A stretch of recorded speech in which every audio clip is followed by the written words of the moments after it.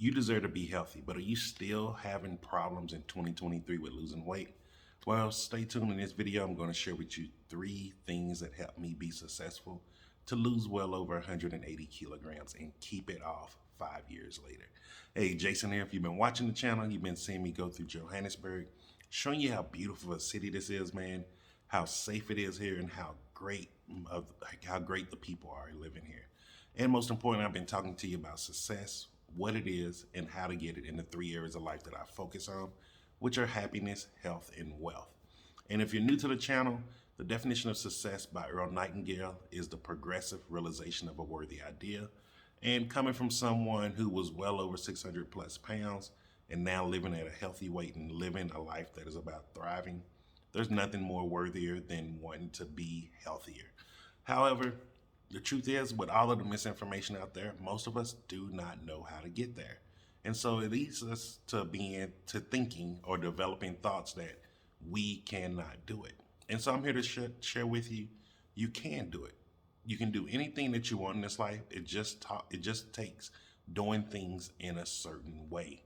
And if you want to do things in a certain way, you need to learn from people who've learned before you. And you'll start seeing that you may be making mistakes in areas that they are not doing. And so let's go ahead and get into today's video. What is the first thing that you need to actually be successful with becoming healthier and losing weight, man? So many people have this New Year's resolution year after year after year, and they keep doing the same thing over and over again and expecting a different result. So the first thing you must do is become aware of, what do you actually eat? Now, from my research and from all the people around the world that I have talked to, most people don't really know the answer to this question. And what I mean by that, most people be like, well, I eat this, I eat that, I eat a lot of different foods, I eat a lot of fruits and vegetables. But the truth is, over 80% of the people in the world, the only vegetables that they get on a daily basis consistently is usually French fries from their value meal. Now, I'm talking to people who are in modern first world countries. So because a lot of times when people hear this information, like, oh, no, that's not true, Jason. What about people in the rainforest or something like that? Like, who cares? And what I mean by who cares is, like, you're speaking about people who are not living in the modern world. People who are not living in the modern world are not enjoying the things of modern convenience. And people who are living in the modern world are not realizing the convenience that they're enjoying on a daily basis. And so what I mean by that is, how often are you actually cooking? How often are you slaughtering your own food? How often are you growing your own food? Most people are going to say never. And that's just the world we live in. We live in a very modern world. Now, most of us are taught and we've been programmed to believe that, oh, some countries are better than others. But I'm telling you now, like, if you have modern cars, you have modern roads, you have internet, you're using a smartphone, you have Apple releases, you live in a first world country. I don't care what the United States categorize your country or whatever some world or categorization organization says, you live in a first world country, meaning you probably have access to a McDonald's, Burger King, some kind of pizza joint, and just about any other fast food known to man. And so you need to start understanding what you're actually eating. And the second thing is, once you start understanding what you're eating, you need to start figuring out, how do I switch certain things out? Now, from my research and personally monitoring what I ate for over 2 years, I realized that I wasn't eating a lot of fruits and vegetables, man. Like, I really wasn't. I thought I was, but I wasn't. And what I mean by that is, do you understand how much meat is in you're eating? How much dairy you're eating? How much cheese, milk, butter, all of these things, like, these things make a difference. Even your oil. Like, if you're not understanding what you're actually putting in, you're going to miss a lot of big things. And these are the things that actually stop people from losing weight. And so let me give you a primary example. For me, when I thought I was eating healthy back in the day, I was like, oh, I'm not eating too bad. I'm eating healthy, getting all of my protein in. Because like most people in the world, I was taught protein is the only thing you need to focus on. Protein means health. If you're not eating protein, you're not living a healthy life. So I was eating a lot of protein, but I was still 600 plus pounds. Why was that? And so what I started realizing was I'm eating a lot of dairy and everything. And this was years ago, guys. So like I was eating a lot of dairy. I wasn't accounting for like if I'm making broccoli, am I putting cheese all on it? Like all of those things matter. And it came to a head after Panama when I first started seeing what I ate. I started actually writing down everything that I was eating and analyzing and putting inside an app called Chronometer. I started realizing I was eating a very, very, very high fat diet. And then I was wondering why I was so fat. Because that old saying of you are what you eat. Now this is where the fat was being hidden for me. I was eating cheese. I was a cheese addict. If you're not familiar with cheese, there's a reason why it's called casomorphine. At a chemical level, it actually it triggers morphine-like symptoms and chemical reactions on the brain. Literally, if you take someone doing heroin or eating cheese and you do a scan of those brain patterns, they look the exact same. Like that's really deep, yo. Like really think about that. If you're eating a piece of cheese and they scan your brain, it will look no different than someone who's just done heroin. When I learned that, that really scared the crap out of me, so I stopped eating that. But then also, like, I realized I was eating a lot of oil.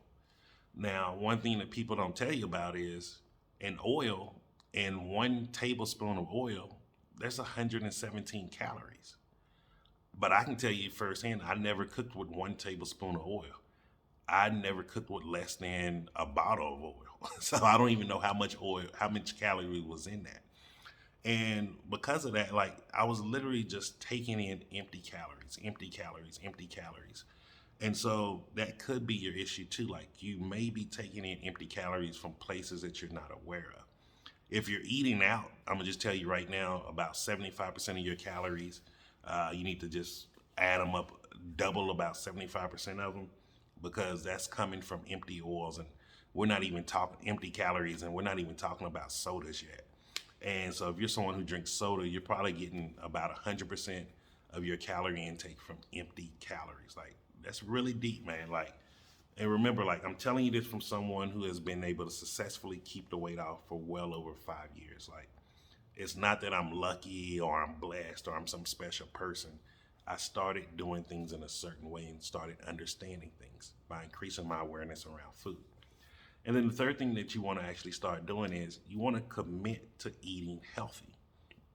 Now, I tell people usually just start out with one meal a day or with just one thing you can eat a day. Even if it's as simple as just eating one apple a day for the rest of your life, like you will be shocked how much that actually help and improve your health. There was studies, I think it was from the nurses studies, if I remember the right research, and they were talking about how just from they had people just start eating one apple right before they eat their meals, and they saw not only their blood sugar levels drop drastically, but they saw their weight drop drastically, and they saw their health improve because they was getting in just that extra little bit of fiber in their diet. That extra little bit of fiber was helping them so far. And so those people committed to it and kept doing it, kept doing it, kept doing it. And they were seeing some improvements. Now they wasn't seeing as much improvements as people who went to a complete plant-based lifestyle, but they were still seeing improvements just by doing something like that. And so this is where, like I tell people, you don't have to go vegan, man. You don't have to become plant-based. You don't have to be as strict as I am with my eating and things like that. However, you do want to do something that you can commit to on a daily basis.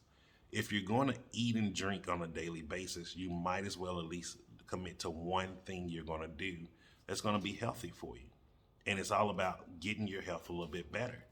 Now, once you get that one thing down and it becomes a habit, you may start saying like, you know what, man, let me just have meatless Mondays. Let me have, plant-based taco Tuesdays. Like, you got to start from somewhere. Because remember, the definition of success is the progressive. And I think this is the biggest part of success that people don't actually clue in on. We've all been thought of this microwave mindset or this lottery winner type mentality of oh, I ate an apple or I ate a salad today and now I'm supposed to just no longer have diabetes, even though I've been eating like crap for 30, 40 years. That's not how it works. It's progressive.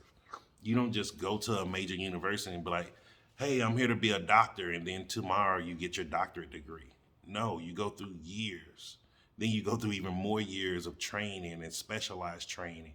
And then you go into continuing education. Like, that is progressive. The progressive realization of a worthy idea. So if you want to start eating healthier, or you want to start being able to lose weight, you have to be progressive at it. Now, here's the funny thing about progressive. Wherever your first step is your first step. It doesn't mean it's my first step. My first step probably wasn't your first step. Because when I had to start taking my first step, I was on my deathbed. I was well over 600 plus pounds. I was taking over 40 plus prescription pills. So for me, I didn't have the luxury of, let me just add a little bit of things here and there. For me, it was life and death. And that's how I used to look at it. I used to ask myself before I eat any meal, I was like, if this is going to help me live longer, or is this going to be something that gets me one step closer to the grave?